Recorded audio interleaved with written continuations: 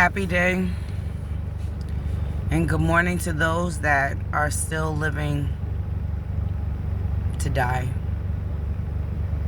I'm dying to live. I'm documenting my story because I don't know what these white people have planned in secret for me. You know, while they're conspiring in the corners of how beautiful I am, and I'm not paying attention to them, and who do I think I can just imagine what they think when they're looking at me when I don't think about them. And now I gotta look at them. I was telling somebody way before this happened, I said it was an Arabic guy out here, and I talked to him when I go into the store and stuff, and I was telling him before this happened, I said, these people are crazy because they actually want to drag you close to them so you could watch them do dumb stuff. And I was like, it's weird out here. And he was like, you know what, you hit Kenosha right on the head. A couple of areas out here are like that. And I said, shit, I don't want to be here. Right then and there, you know, I already called it, and he was like, yeah, it's true. And look at me now. Like, I was working. I was paying my rent on time. I was living my life. I was Tulsa, and these white folks got mad. I was Central Park. One little person. I was Central Park, and these white men got mad.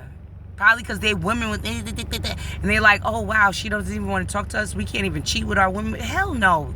These women have no neck, most of them, and they have the most rudest attitude ever.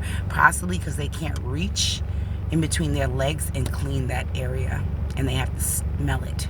That's what the fuck they look like when they see me coming. And I'm annoyed because I don't even see them at that point. I never did in the beginning, and now I don't see you now. And then they get mad. For what? Why are you looking at me? And I'm not looking at you.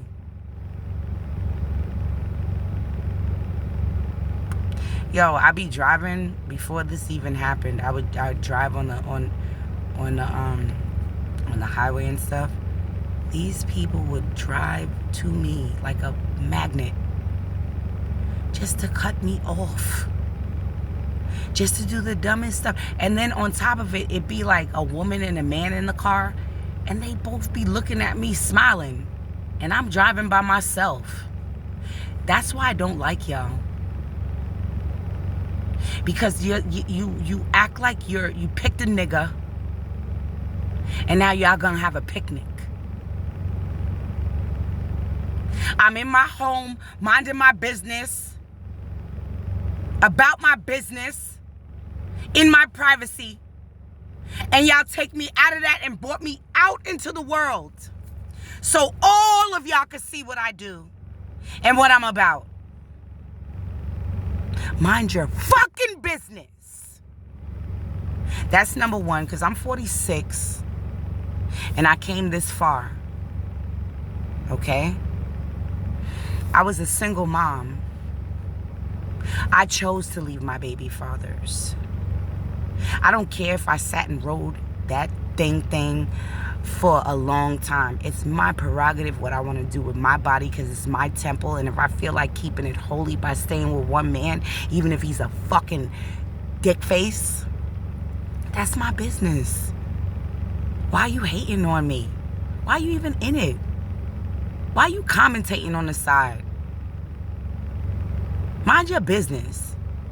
When my girlfriends would tell me about my baby fathers or whoever I was dating at the time, that I was really trying to stick to that one piece of sausage,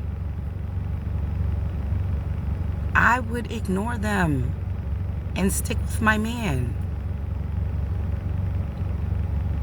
I would. Because what the fuck are they gonna do for me that's gonna replace the pleasure he gave me at that time? That's when I was in the world.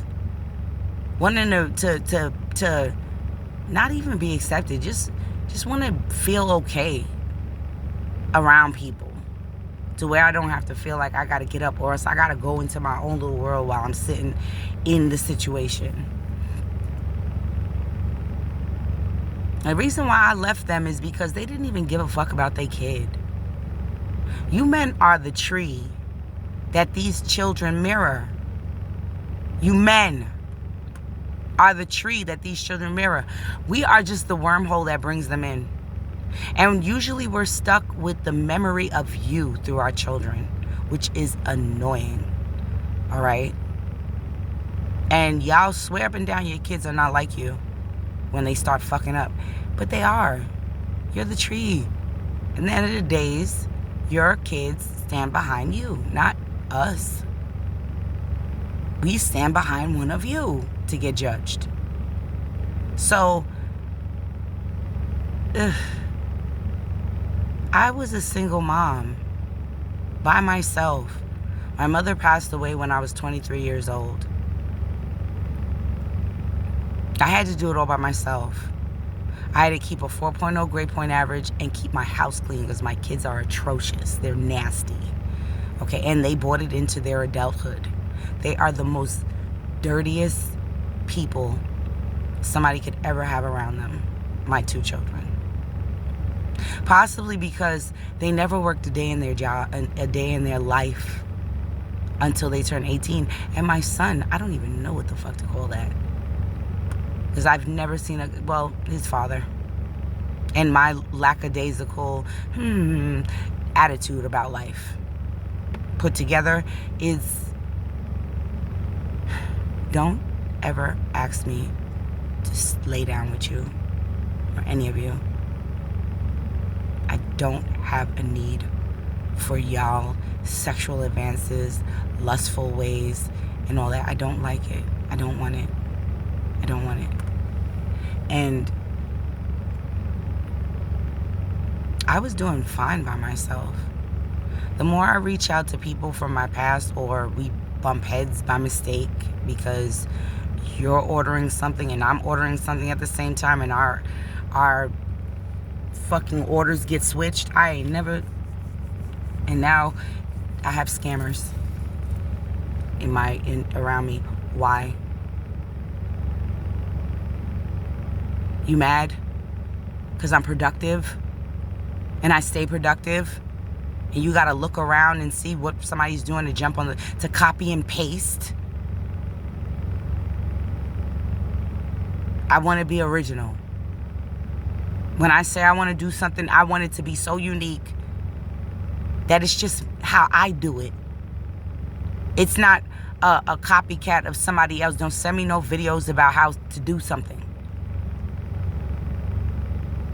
I will try my best to do whatever I can do, and then that is the end result. Then I'll I will reference other people to see what they do compared to what I do, so I could know how to critique what I do. Or I'll come up with better ideas on how to do.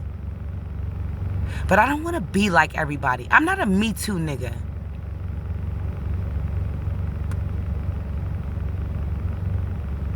And I'm the gingerbread woman. Catch me if you fucking can.